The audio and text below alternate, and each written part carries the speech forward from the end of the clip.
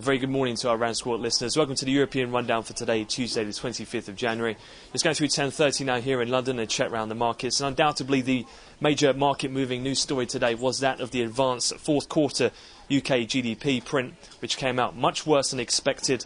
On the quarter, print was at minus 0.5%. Expected was for plus 0.5%, so a good 1% miss on the quarter-on-quarter.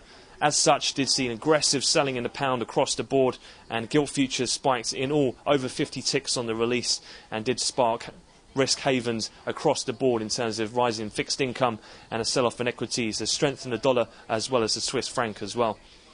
The ONS did come out and say that the bad number was partly attributed, if not all attributed, to the bad weather, the worst weather we had in December in the UK in 100 years. However, they did say even with that whether it would have come in flattish, which is still below the bottom end of estimates from the economists surveyed ahead of the figure.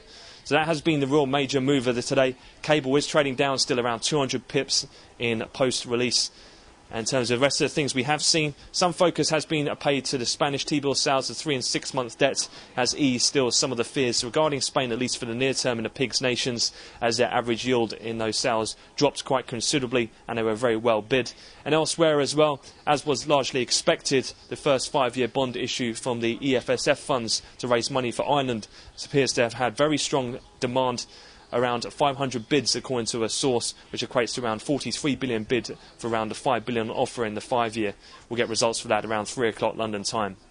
Elsewhere, in terms of the forthcoming calendar then for the rest of the schedule today, from the US we've got the weekly ICSC and Redbook numbers.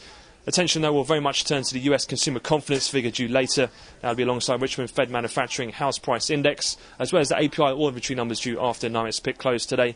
And in terms of the fixed income side, we do have 35 billion in a 2-year note auction and also another New York Fed outright Treasury coupon purchase today. A quick overview in terms of some of the corporate earnings. Pre-market, we are looking out for the likes of Johnson & Johnson in particular, one of the bigger pharmaceuticals to report this earnings season. And then after market as well, we'll see the likes of Yahoo as well as Verizon to report as well today.